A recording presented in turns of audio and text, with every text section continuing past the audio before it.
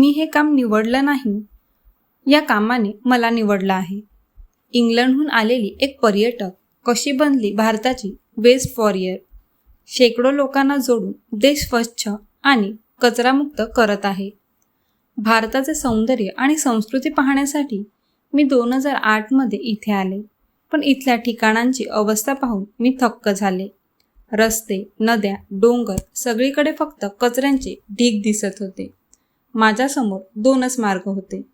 एकतर या सगळ्याकडे दुर्लक्ष करून मी परत UKला निघून जाऊ शकत होते, किंवा इथे थांबून परिस्थिती सुधारण्याचा प्रयत्न करू शकत होते. मी मनाचं ऐकलं आणि इथे राहून शहर स्वच्छ करण्याचा निर्णय घेतला. मी एकटीनेच कचरा गोळा करण्यास सुरुवात केली. लोकांनी माझी थट्टा केली, वेड्यात काढलं, पण याचा मला कधीच फरक पडला नाही.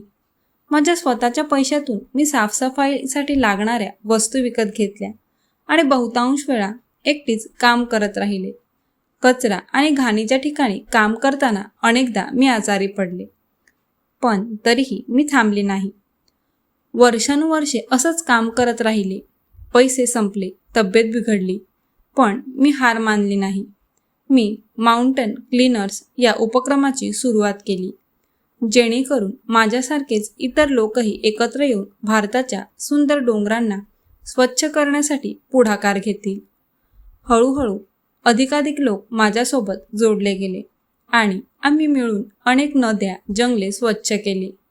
त्याचबरोबर मी स्ट्रे ॲनिमल्ससाठीही काम केलं.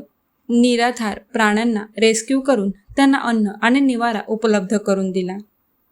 शेवटी भारतातील लोकांनी आणि सरकारने माझं काम पाहिलं आणि त्याची दखल घेतली. मला अनेक पुरस्कार आणि सन्मानाने गौरवण्यात आले.